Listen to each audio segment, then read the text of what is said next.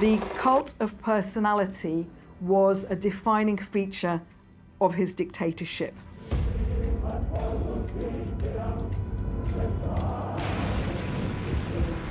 Violence and the pursuit of violence had become part of the modern Soviet state. Ultimately, Stalin will be remembered as one of the bloodiest dictators in history.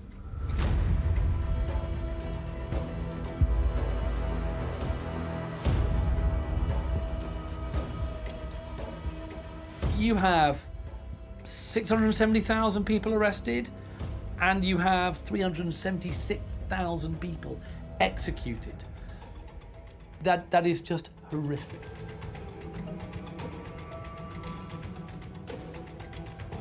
In the Great Purge, 36% or so of the victims, over a third, were minorities.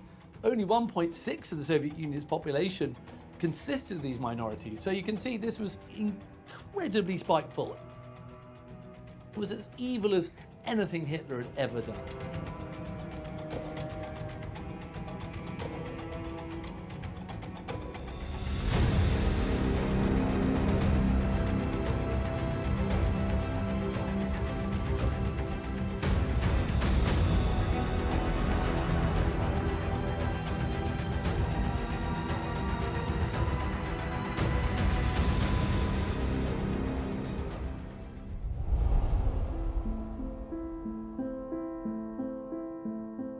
Joseph Stalin was a Georgian revolutionary, essentially, but he also would become the leader of the Soviet Union.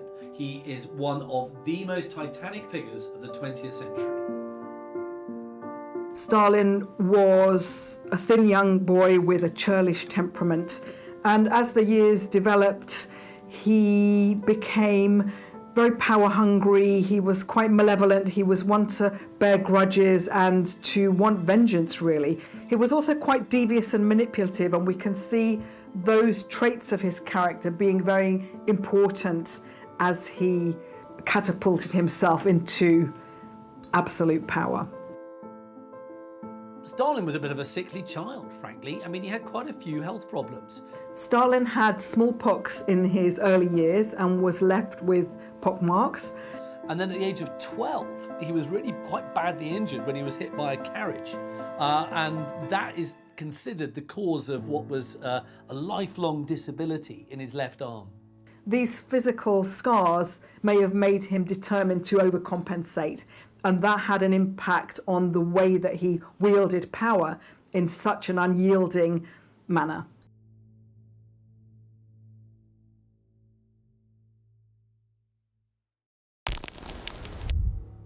Stalin came from quite humble origins. His mother was a washerwoman and his father was a shoemaker. Stalin's father was called Vissarion, and he was a shoemaker.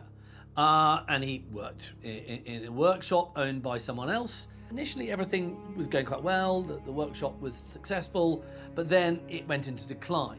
And Stalin and his family found themselves in poverty. Vissarion didn't handle this very well. He became an alcoholic.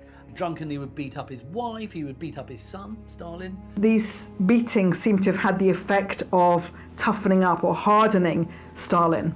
His father, often in later life pursuing alcohol, meant that Stalin was distrustful of his father and the father figures. He had a very doting mother, and he greatly loved and admired his mother, who would do all she could to ensure that Stalin got an education in his early years. It was a pretty rough and ready world, that he grew up in. He was extremely poor, but I think he understood pretty early that kind of effort and books and learning were a way out of the conditions in which he'd been raised as a child. He had early training in the seminary Russian Orthodox system. Whilst there, however, he would come across banned, censored readings. From a really young age, Stalin devotes himself to Karl Marx's socio-political theory, which of course is called Marxism. And in Georgia, where Stalin was growing up, Marxism was kind of on the rise. but it was just one of the various forms of socialism that was kind of very much opposed to the rule of the Tsar and his authorities. At the end of the 19th century, Russia was still ruled by the Tsar. What had changed in 1917 was that in the previous period, the Tsar, Nicholas II, was seen as invincible, infallible, the father of the Russian people. There was no dispute or question about his rule. The Tsar decided in 1915 to dismiss his commander-in-chief of the army and to take that position himself. So this meant that when things went wrong in the war, or where there were massive casualties, then he was to blame. So really what happened during the First World War in the Tsar's rule is that for the first time he wasn't infallible or immune to blame anymore. The Tsarist system, by this point in time, is inherently based on clientism. It's inherently based on connections and who you know. And this leads to an inefficient but also a corrupt element within the economy. And gradually, over the years, this corruption becomes public knowledge. Stalin's, someone who knows personally what it is like, to grow up among the kind of very impoverished labouring classes of the empire, and the hatred of privileged Russia, of wealthy Russia. A great deal of what animates the revolution is this desire to kind of overturn existing privileges. Coming from a poor background himself, Stalin was very impressed with the Russian social democratic movement and its determination to bring about revolution and all of its arguments about class struggle. He joined the Russian social democratic movement at the age of 18 and became very interested and engaged in its social revolutionary outlook, and very determined to take part in its development and growth.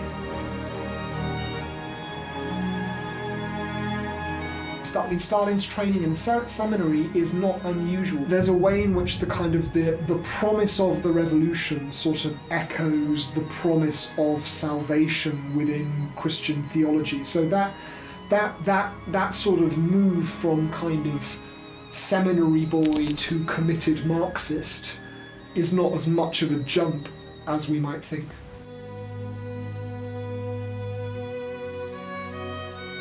Stalin's childhood in poverty certainly impacted his beliefs later in life. He grew up in an impoverished environment. He grew up with a mother often having to support him on her own.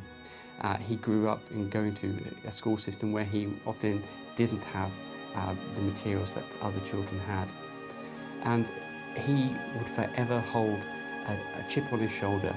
He would forever believe that this ensured his proletarian credentials above others.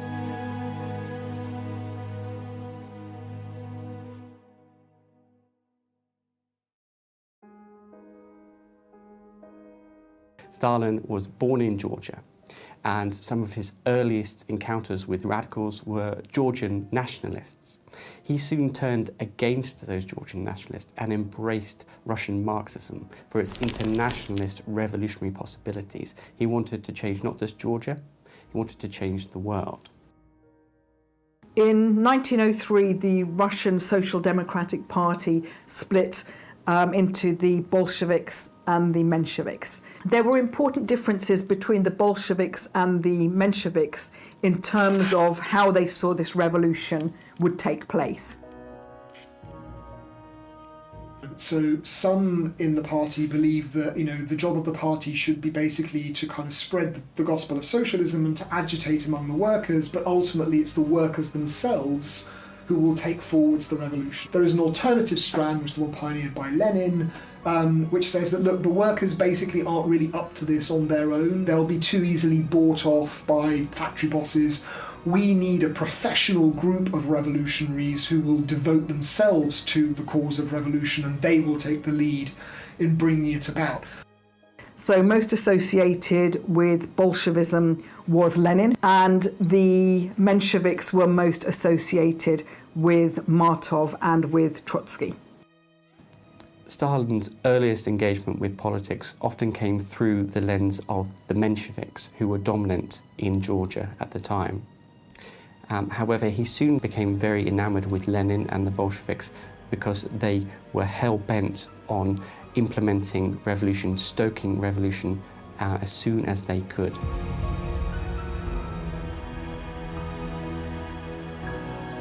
And Stalin gets involved in, the kind of rough and ready activities in which professional revolutionaries are engaged, and that's everything from, holding clandestine meetings, setting up illegal printing presses, robbing banks to pay for the activities of the movement. And so he sort of cuts his teeth as a revolutionary in this pretty rough and tumble world of the revolutionary underground in Georgia at the turn of the 20th century.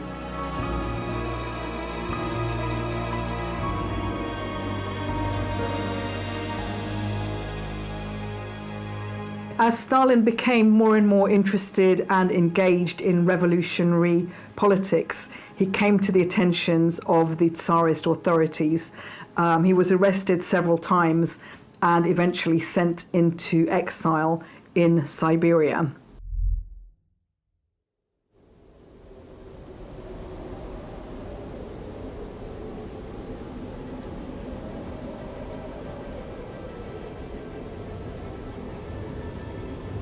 Roman Malinovsky was a really prominent Bolshevik before the Russian Revolution, while at the same time he was working as a secret agent, a really well-paid agent for the Okhrana, the Tsarist secret police.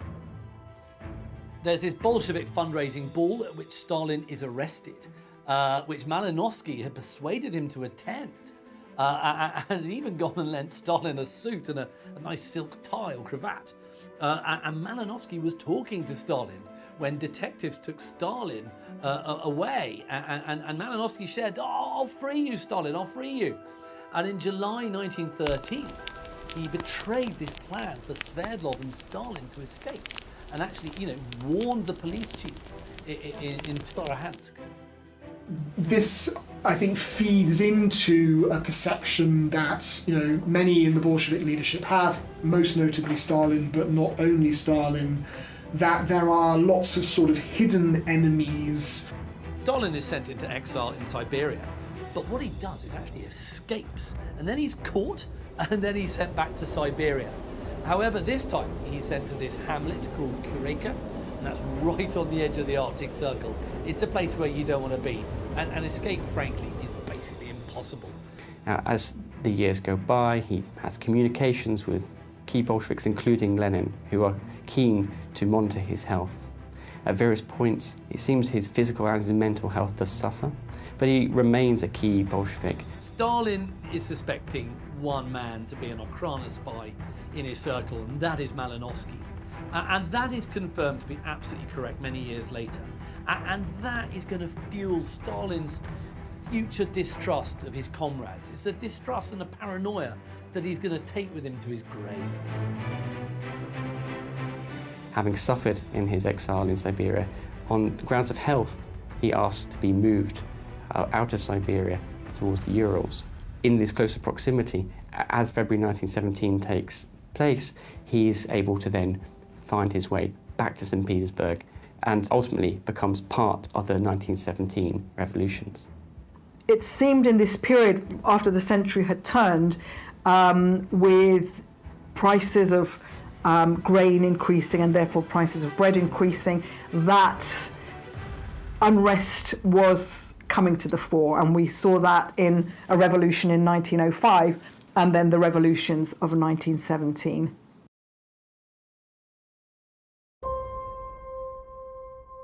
So Stalin returns back to Petrograd in March 1917. He initially, alongside Kamenev, takes over the editorship of the main Bolshevik newspaper, Pravda. And there he becomes a key leading Bolshevik in 1917. By 1917, the view is that Nicholas II is himself the problem, that his disastrous prosecution of the conflict is effectively driving Russia off a cliff. And what a lot of Russian elites hope is that if they can get rid of Nicholas, that will prevent a violent revolution from below. And of course, the tragedy from their perspective is that forcing Nicholas to abdicate, and he's pressured into doing this, really just opens the floodgates to revolution rather than sort of, holding them closed. So after the February Revolution, we have the struggle for who's going to lead the revolution and what that revolution is going to be. Initially, you have a system of the provisional government taking over the higher executive offices of the state, with a Soviet system promising to represent the people at the bottom. Initially, he's arguing for something of a compromised approach. He wants to allow the provisional government at the time some scope to develop control over the country. Lenin, in exile at the time, is pulling his hair out from what little hair remains because he wants to push for socialist revolution here and now. So, come October 1917, as the provisional government is floundering, as the Soviets are uncertain what to do, Lenin urges the seizure of power. So in the October Revolution, key buildings like telegraph offices and railway stations were taken over and controlled by the Bolsheviks. Lenin and the Bolsheviks have always said, all power to the Soviets, peace, land and bread. Provide bread for the people, end the war, give the peasants some land. The Bolsheviks see themselves as the good guys. I mean, they believe that they are on the side of creating a future, just and secure society that will be free of kind of oppression and tyranny. And if you have to murder some individuals to get there, that's a price worth paying. The very next day, Lenin formed a government called the Council of People's Commissars, with himself as leader. And they appoint key persons in charge of what used to be called ministries, will now be called commissariats. And that's a new government taking place. That's a new Red Dawn, as they came to understand it.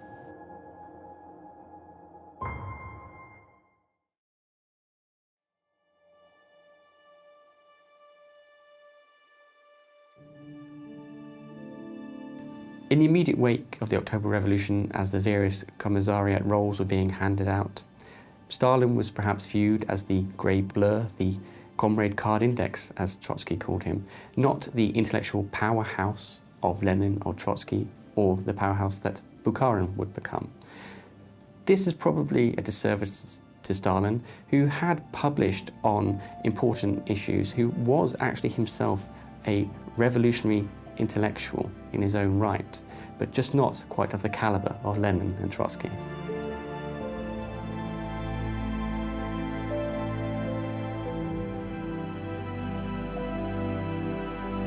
So you've got these three figures who are Stalin's main political rivals. You've got Leon Trotsky. Now, he is the People's Commissar for Foreign Affairs of the Russian Union. And then you've got Lenin's deputy chairman, a man called Lev Kamenev. And then you've got the chairman of the Petrograd Soviet, a man called Grigory Zinoviev. These three guys, Trotsky, Kamenev and Zinoviev, they look down on Stalin. They think he's a bit of a hick. He's not very well educated. They think he's intellectually inferior. What they're doing is looking down on him, but as they do that, they're underrating him. So when Lenin was first made aware of Stalin, he was initially quite enthused. Here was a young man, a young revolutionary from Georgia who could speak to the multi-ethnic, multinational nature of the Russian imperial system, of the Russian Empire. After 1917, infamously, their relationship became more tense. It seems that during this time, Lenin didn't particularly trust Stalin, and that situation didn't change. So initially, Stalin is made the general secretary. Now, we know this becomes a very powerful position in the coming years, but at this point in time, it is more of an organizational role. And of course, Stalin was disgruntled by that. So he wanted power, he wanted his share, and he was disappointed to see the others getting positions that he saw to be better. What Stalin very quickly learns is how to use this new office of his in order to gain lots of advantages over other people, within the Communist Party. So what he's doing, he's preparing the agenda, he's directing the course of meetings, and also as General Secretary, he's appointing new party leaders. So he's got a kind of network of people loyal to him. It's kind of patronage that he's established, and this is going to be really useful. With the ability to command what the Bolsheviks are discussing, what issues are being raised, he can wield quite a bit of power. Crucially, I think by the time Lenin, Zinoviev and Kamenev realise what a power Stalin is within the party, and much of that power comes from his position as General Secretary, it's too late. So there will be key meetings and debates in which the party comes together to decide, policy, and Trotsky or Zinoviev, who were both very accomplished orators, will win all of the arguments, and then the people will vote with Stalin's clique because they all owe their positions to Stalin in the first place.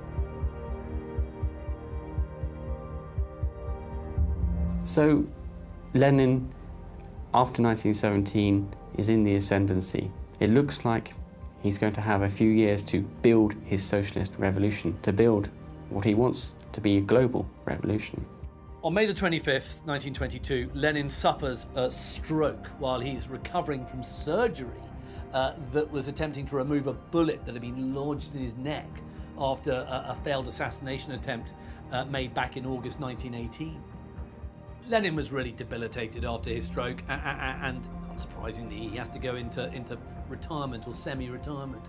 And Stalin would visit him often, and he would kind of be acting as his intermediary with the outside world, which of course is going to put Stalin in a really powerful position. Stalin was the main communicator between Lenin and all other Bolsheviks. But understandably, Lenin's wife, Krupskaya, was also communicating with fellow Bolsheviks, and Stalin told her not to do this, and did so in rather aggressive terms. And on this matter, Lenin blew up. He was deeply angered at how Stalin had treated his wife and a key Bolshevik in this moment in time. Lenin knows that he's on his way out. He knows he's going to die. And what he does is dictates a political testament, proposing changes to the whole structure of all the Soviet governing bodies. And what he also does is to criticize Bolshevik leaders like Zinoviev, Kamenev, Trotsky, Bukharin, Pyatakov, and Stalin. And then in a postscript, he also suggests that Stalin should actually be removed from his position as General Secretary of the Russian Communist Party Central Committee. So this is a bad day for Stalin, make no mistake.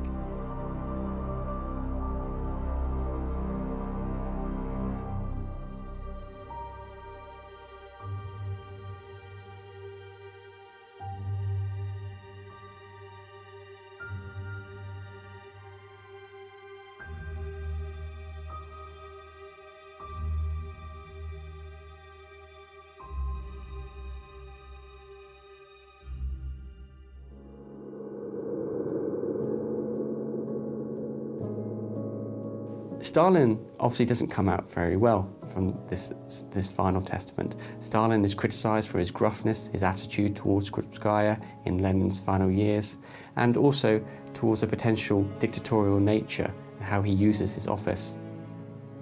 Stalin is obviously quite upset about this, but it's agreed that this will not be made public. And in not making it public, Stalin ultimately comes to benefit.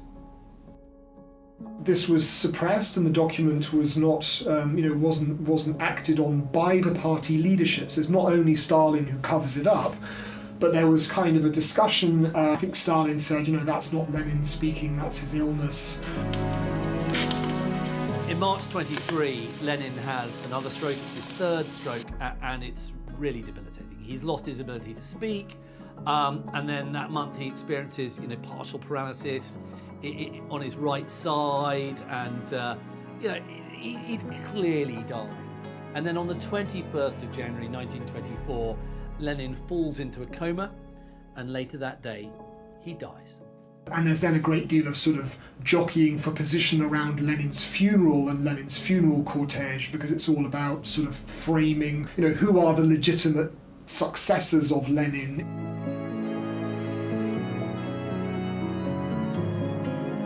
The man who takes charge of Lenin's funeral is Joseph Stalin, and he's also one of the pallbearers of Lenin's coffin. And that was against the wishes of Lenin's widow.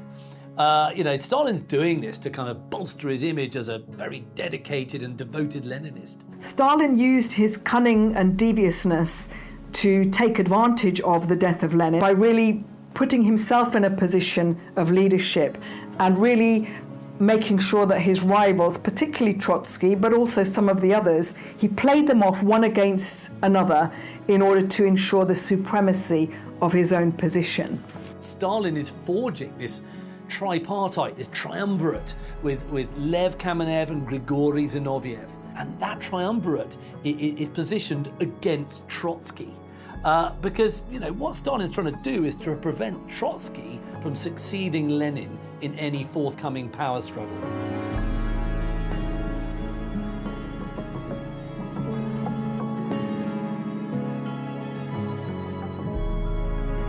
Stalin's also in charge of the guest list of the funeral, and one of the invitations mysteriously gets lost, and that's the one to Leon Trotsky, Stalin's big potential rival. And this tarnished his reputation and just didn't look good.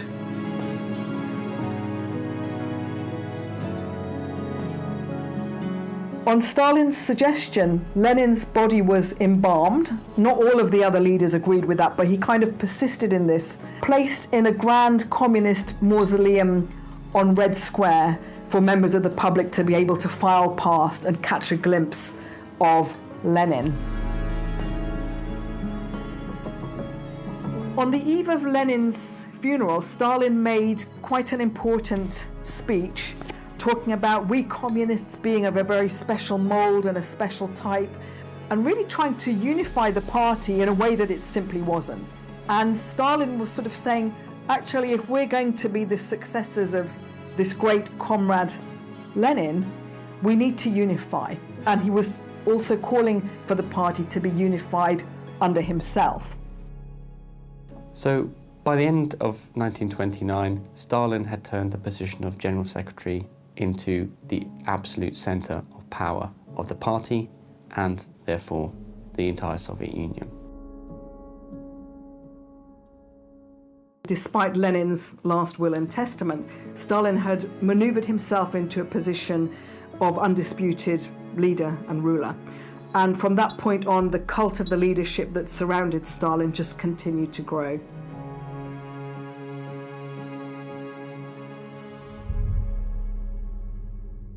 In the 1930s, the Soviet economy was still backward compared to those of the Western powers. Many of the fruits of industrialization and urbanization in the decades before 1917 have been destroyed in the First World War and the Civil War. So in some respects, the Russian economy in the 1920s is more backward than it was on the eve of the First World War. And Stalin was determined to turn that around. He wanted the Soviet economy not only to catch up, but maybe even to surpass or overtake that of other powers. To that end, he put into place policies of collectivization and of industrialization. And these had very significant effects on the population. Collectivization was designed to make agriculture more efficient and also to do away with private land ownership. Collectivization is the establishment of state-controlled farming. So peasants are forced into collective farms, or collective farms are set up in their villages. All of their land and livestock is taken away from them, and they are forced to work as the state would wish them to work. What Stalin's policies lead to is a major famine in the Soviet Union in 1932 and 1933, particularly in Ukraine.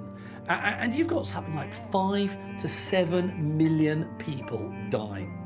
The social and economic landscape of Russia between 1928 and 1938 is completely transformed. It's a very, very brutal experience of industrialization that is forced on the population by the state, using essentially wartime methods.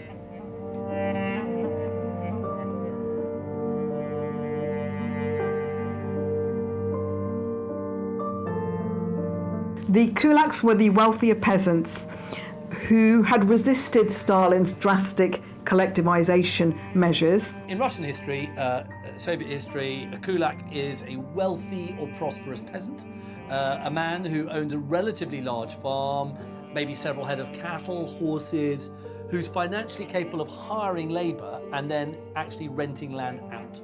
So obviously this didn't sit very well or fit very well with Stalin's collectivization policy. As we approached the 30s, it became a dangerous label to be associated with.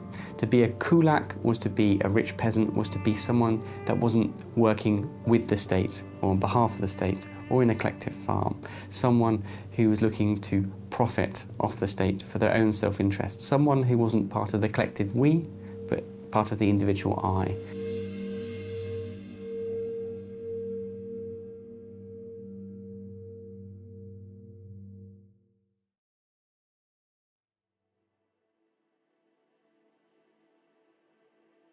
Stalin regarded the kulaks as a political threat too. Stalin looks at the kulaks and he's very suspicious of them. He thinks that they could form an alternative power base. He thinks that they could mount an insurrection against him.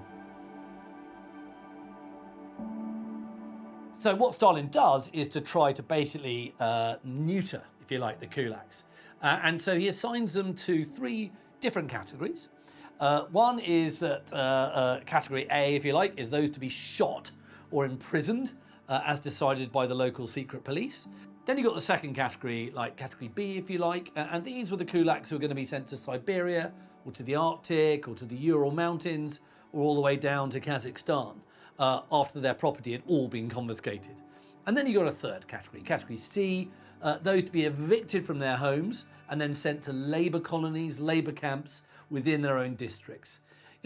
There's no good place for these people to go. So when the collectivization brigades are being sent into Russian villages to seize the livestock and seize grain from the peasants, any peasant, irrespective of how poor they are, is branded a kulak.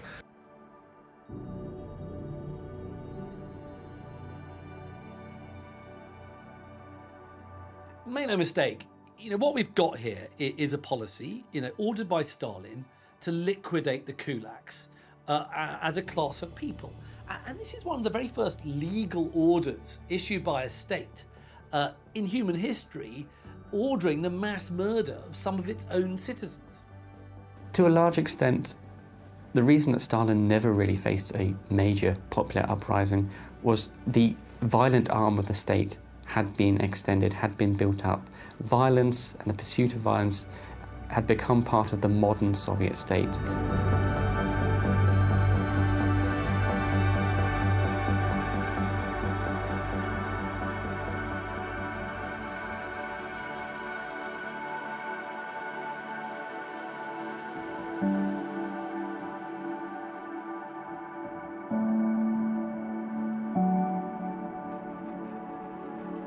Ultimately, Stalin's wife, upon hearing the various details of forced collectivization and the coming famine, she would ultimately take her life, commit suicide. On the morning of the 9th of November, Stalin's wife, she's alone in her room and she shoots herself in the heart. And of course, she dies instantly. And Stalin regarded this as an act of personal treachery. This has also been seen as a moment where Stalin's last connection to humanity was cut. Stalin becomes a much more irritable figure, a much more argumentative, quarrelsome figure. He is starting to become what we would say is a very tricky customer.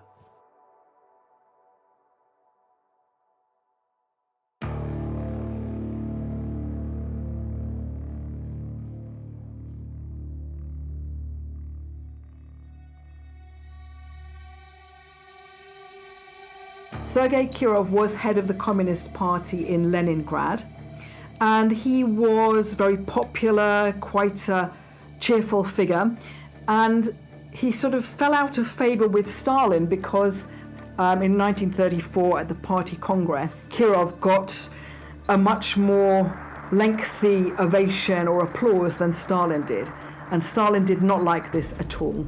Kirov makes this really powerful speech, and Congress delegates these votes to elect the Central Committee. And in this vote, Kirov receives only 3 negative votes, which is far fewer than any other candidate, including actually Stalin himself. And of course, Stalin, ever suspicious, his moustache kind of bristling with suspicion. His views on Kirov go from, this guy's a nice loyal party member, to thinking, actually, he's a potential rival.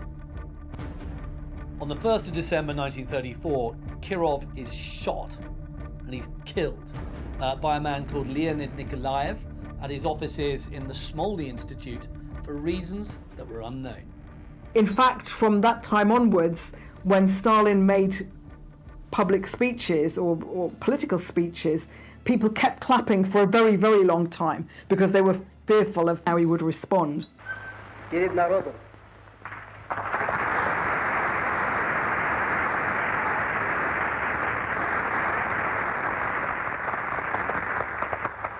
Перед рабочим классом.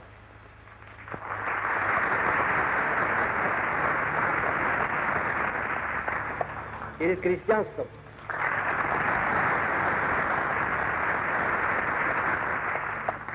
Now, there's been lots of speculation about this assassination. What was Stalin's role, if anything? In reality, I think it's likely that it was a genuine, organic assassination, if you will, and not necessarily led by Stalin, but Stalin certainly ensured that he benefited from it. Stalin is very effective and nimble at exploiting things like this for political advantage. After Kirov's been murdered, Stalin calls for a really kind of swift and brutal punishment of the traitors and those found negligent in Kirov's death. And what this does is it gives Stalin the perfect excuse to eliminate his political rivals. He accuses Grigory Zinoviev and Lev Kamenev and Prigozhin and all the others who had stood with Kirov in opposing Stalin of being what he calls morally responsible for Kirov's murder, and therefore guilty of complicity. In much the same way that Hitler uses the Reichstag fire to move against his opponents, Stalin uses the Kirov assassination. You have these 3 big, widely publicized trials that successfully wipe out many of Stalin's rivals and critics. You've got several really high-ranking communists, including Kamenev, Zinoviev, Bukharin, Rykov. They're all accused of treason for conspiring with, fascist powers, capitalist powers, to assassinate Stalin and other Soviet leaders. These, of course, are all trumped-up, fabricated charges.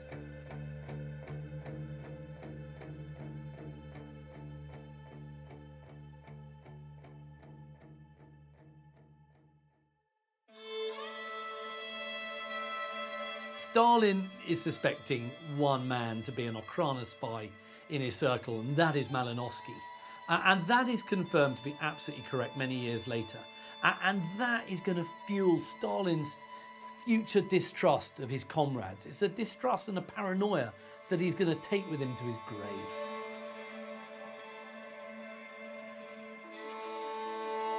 By the mid-1930s, the view from the Kremlin is that they are encircled by hostile, expansionist powers. The Nazis have come to power in Germany. There is a militarized Japanese empire which wants to expand its territory. So there is a kind of a fortress mentality in the Kremlin. They believe that they are under siege. Stalin used terror as a political weapon. And so the Great Terror is a term which is used to describe a kind of campaigns of arrests and executions that are launched in the summer of 1936 and do not wind down until the autumn of 1938. they needed to root out all enemies, in particular internal enemies. Ethnic Germans or ethnic Poles or ethnic Koreans or Finns whose loyalties are in question, because when war comes there is the fear that they might support, the other side.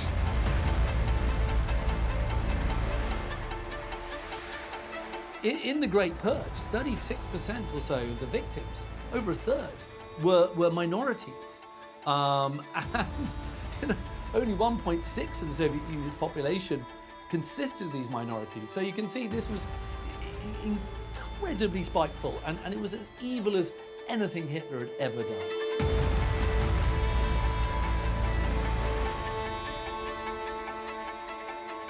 You have 670,000 people arrested, and you have about half them, over half them, about 376,000 people executed.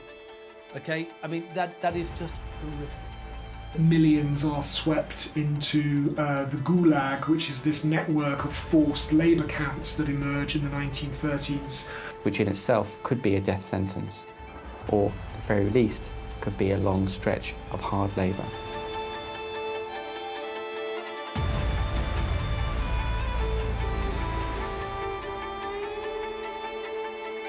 As well as removing any potential political threats to Stalin, what he also does is to create an environment of fear, frankly. There's always this ever-existing threat of another purge, and nobody is ever going to feel safe ever again.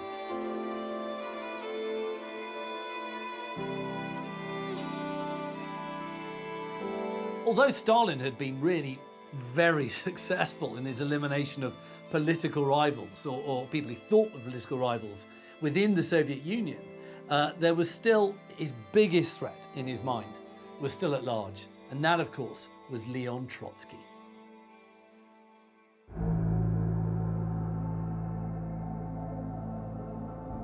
Stalin believed that Trotsky was his main political rival, and so he took steps to, first of all, remove him from his position, to remove him from the party, and ultimately to exile him. During the power struggle, as it initially starts to develop, Stalin's initial fear is that Trotsky will win out. But Stalin isn't alone in this fear. Many other leading Bolsheviks look to Trotsky as a potential leader. In October 1926, you have Stalin supporters voting Trotsky out of the Politburo. It's slightly behind the scenes, it's kind of conversations here and there, handshakes, promises of favours. He's very good at kind of bringing people on side, so that when these big questions about the fate of the left opposition or the right opposition are debated, he has lots of supporters who are falling in behind him, partly because it's in their interest to do so, but partly because they've been persuaded of the merits of his arguments. So during the power struggle, as Stalin starts to remove his rivals, Trotsky has his various positions taken away from him, and he is exiled outside the Soviet Union. And during his exile, Trotsky, he continues to oppose Stalin. Just because he's not in the Soviet Union doesn't mean that he still can't be noisy. Stalin's trial against me is built upon false confessions, extorted by modern inquisitorial methods in the interest of the ruling clique. There are no crime in history more terrible in intention and execution than the Moscow trials of Zinoviev-Kamenev and of Petakov-Radek. His trials developed not from communism, not from socialism, but from Stalinism, that is, from the irresponsible despotism of the bureaucracy over the people. I think Stalin felt genuinely threatened by Trotsky. Trotsky was this aloof, intellectual powerhouse who often seemed to talk down to Stalin. And I think this would have brought up some complicated emotions within Stalin about his position within the party and his sense of legitimacy, perhaps. So I think it probably did aggravate a chip on the shoulder, if you will.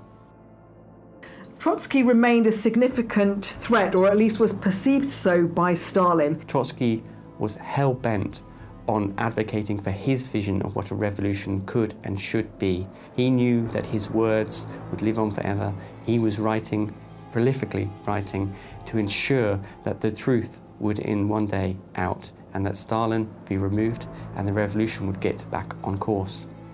On the 28th of August 1940, Trotsky's in his study, and in walks this Spanish-born NKVD agent, man called Ramon Mercader, and he attacks Trotsky. And he uses a kind of an ice pick or an ice axe, and he basically kills Trotsky in his most violent and brutal fashion. And he's been sent by none other than Stalin.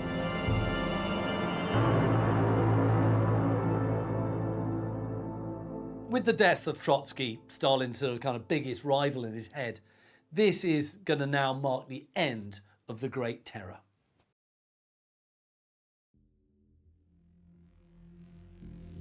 As the sheer number of arrests and executions begins to take a toll on the economy of the Soviet Union, that's because of a lack of workers and low factory output, Stalin decides the internal enemies had been defeated.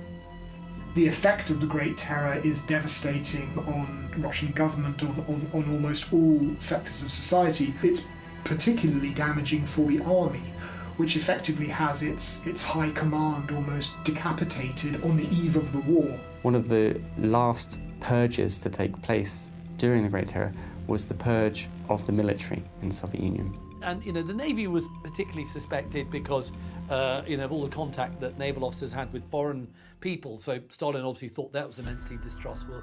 And then you've got about 50 out of 57 Army Corps commanders going, 154 out of 186 division commanders, all Army commissars, all 16 of them, and of the Army Corps commissars, 25 or 28 are purged. So, it's almost 100% purge in some ways. Stalin is a Marxist-Leninist, that's his philosophy. And what he does is to consider conflict between capitalist powers as being inevitable. And so after Nazi Germany annexes Austria and then part of Czechoslovakia in 1938, he thinks, you know what, there's a war on its way. And in this respect, he was absolutely right. As Britain and France clearly were unwilling to commit to an alliance with the Soviet Union, Stalin realizes actually he can forge a better deal with someone else, and that's with the Germans. From Stalin's point of view, keeping the peace with Germany for a bit longer would allow him to bring Soviet armaments up to a level that he could wage war. During the various meetings and negotiations between Nazi Germany and the Soviets, those held within the Soviet Union, Stalin would host, and at a banquet he would occasionally raise a toast to key Jewish Bolsheviks and key Jewish Soviets at the table. This would force those Nazi delegates to raise a toast to Jewish representatives. I think Stalin is asserting his power, he's asserting his authority. He's telling Nazi Germany that you are negotiating with us, you are on our territory right now. It is a power game, a power move. And so in August 1939, you have the Soviet Union signing the Molotov-Ribbentrop Pact with Germany, and this is a kind of non-aggression pact. And Stalin sees this as an opportunity, both for territorial expansion and also a temporary peace with Nazi Germany.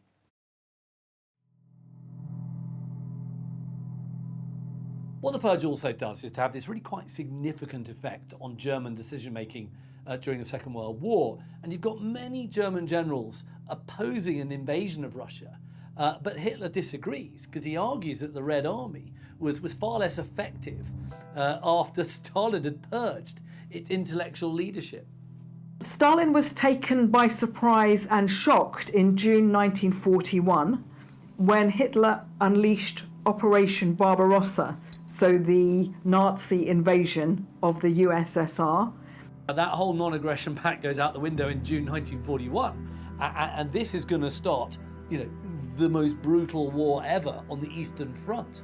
And despite intelligence officers repeatedly telling him that Germany is going to invade, Stalin just ignored them, didn't believe it was true, and as a result was taken completely by surprise. In June 1942, the Germans begin a huge offensive in southern Russia. They want to punch their way down to get some oil fields. And what they're going to do is to threaten Stalingrad. Of course, that's a city named after the Soviet leader. And that's going to have a lot of propaganda value if Hitler can take it. I think as Nazi Germany invade the Soviet Union, that Stalin is again feeling betrayed by enemy forces, again betrayed by those that he's negotiating with. It stokes his sense of insecurity and mistrust.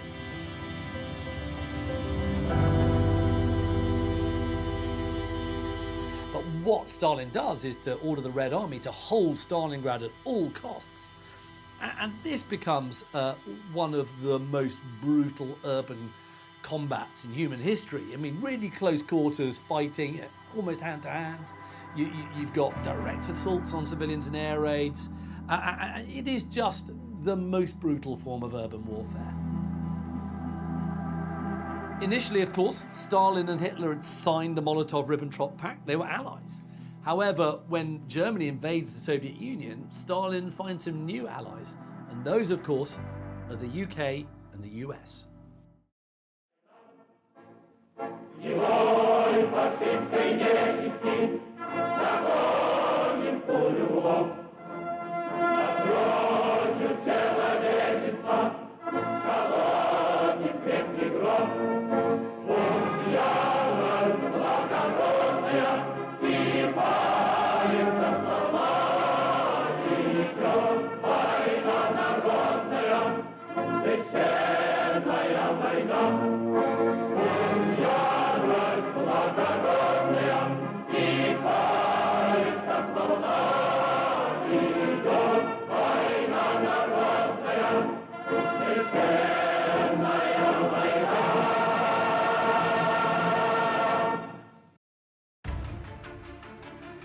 During the Second World War, the Stalingrad is actually the deadliest battle to take place. And, you know, about 2 million people are lost. So it is one of the bloodiest battles ever in the history of mankind. Of the once 300,000 strong German 6th Army, between 30,000 and 45,000 had been flown out wounded. Half of the size of the army was either killed or died of cold, and over 100,000 surrendered to the Russians as prisoners of war, of whom only some 6,000 survived their captivity to return to Germany. So this was an absolute rout for the German army.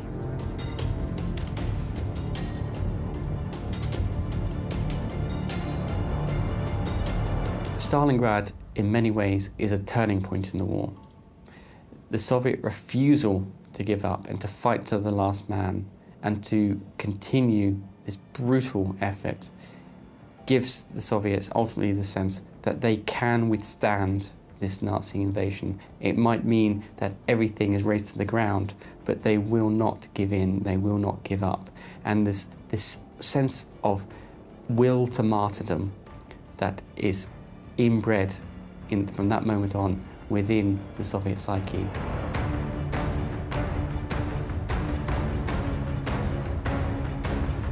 Infamously, Stalin's son, who had been captured by Nazi forces, was offered in exchange for Nazi personnel, and Stalin refused to accept that exchange. It appears that Stalin is willing to accept that his son would potentially die in captivity rather than be exchanged. And this links to Stalin's wider policy of refusing the idea that his military forces, that his men and women, in some cases fighting, should allow themselves to be captured. They should fight to the death. It would be an honor to become a Soviet martyr, if you will.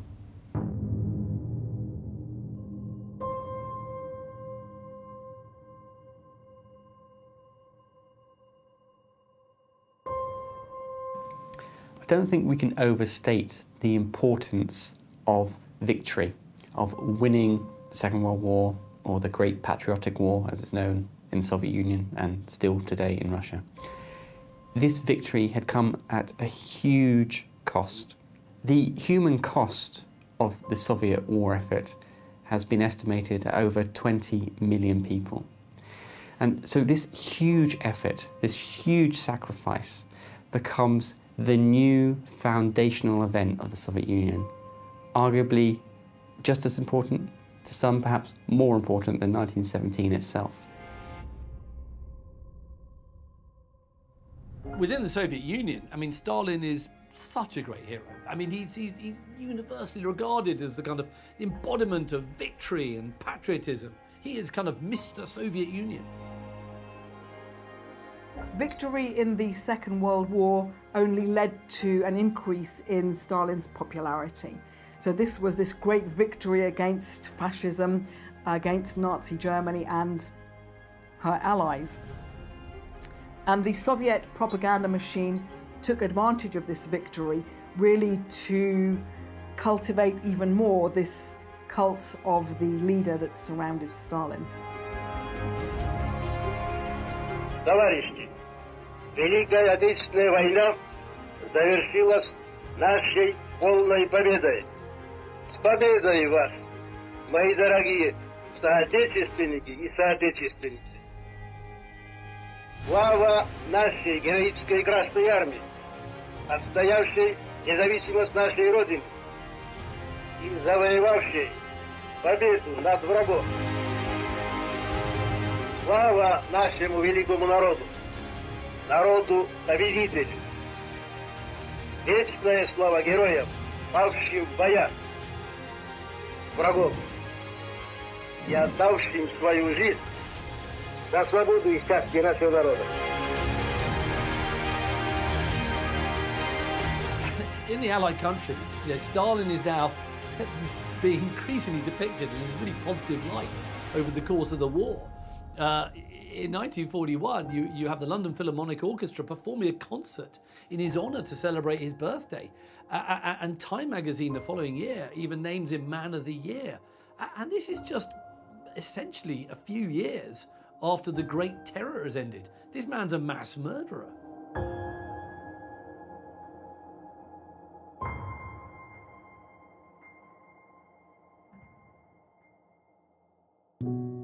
In the aftermath of the Second World War, what happens to the British Empire is it starts to decline, and that's going to leave the United States and the Soviet Union becoming the two dominant world powers.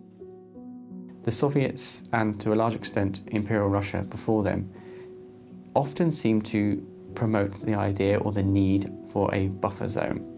There was a fear of external threats coming their way. Stalin was very keen to make sure that the states of Eastern Europe would be friendly to him and to set up communist states in those lands. His policies to expand led to a reaction from the United States, and in particular from the Truman government, to contain the Soviet Union and to contain Stalin's policy of expansion. United in detesting communist slavery. We know that the cost of freedom is high, but we are determined to preserve our freedom no matter what the cost. At the end of the Second World War, you have the Soviet Union occupying or controlling Bulgaria, Romania, Hungary, Poland, and Eastern Germany.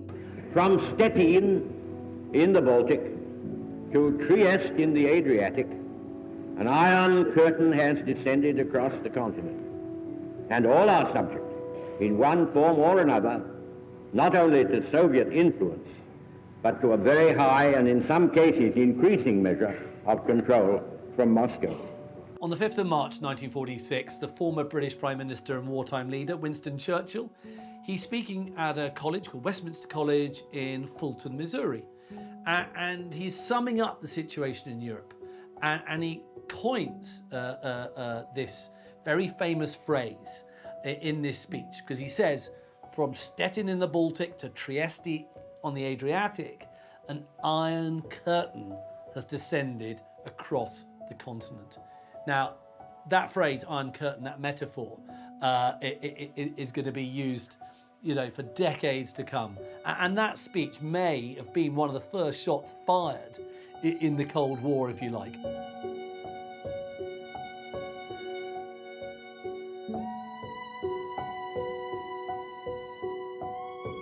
In the immediate wake of the Second World War, it's become apparent to the West just how much strength the Soviet Union could draw on.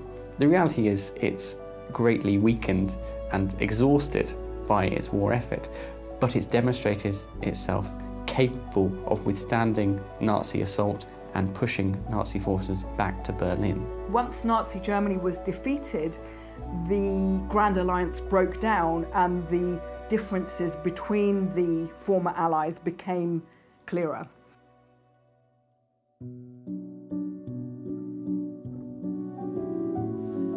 As soon as Stalin learns of the atomic bombs at Hiroshima and Nagasaki, he starts initiating a Soviet atom bomb project, and he pursues it aggressively, and it accelerates really rapidly. And by the end of August 1949, the Soviet Union actually secretly conducts its first successful atomic weapon test. Now clearly this is a monumental moment in the Cold War. This is the Soviet Union developing themselves, thinking of themselves as a superpower equal in the status of America, equal to the West.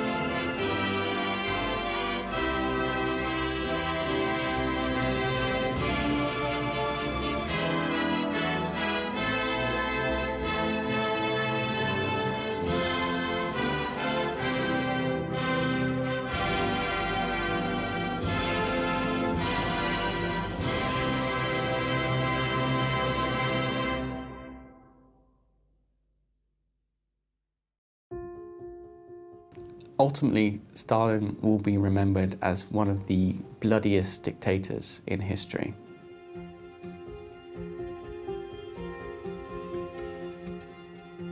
By the time Stalin's health is failing, in the early 50s, the Cold War isn't being directed by Stalin alone, it isn't being directed from above. To a large extent, the mechanisms and the structure of the Cold War are already in place. The points of tension, the points of competition are already laid bare, and these things can develop without Stalin's daily input.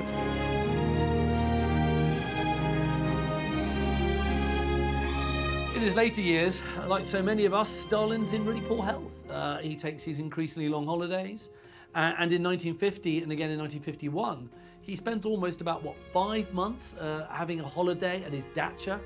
That's his holiday home.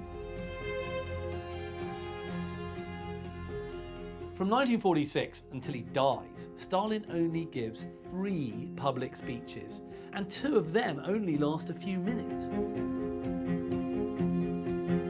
All right. Mr. Vyshinsky, have you got any statement about President Truman's atomic bomb? Please excuse me. Does Russia have the atomic bomb? Well, what's your reply to that? But by this point, you're dealing with a man that's almost a living deity.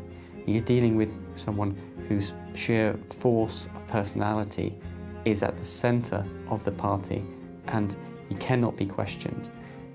And so, to some extent, the Soviet Union is stuck in this position, unsure what's coming next, and it has to adapt to Stalin's health.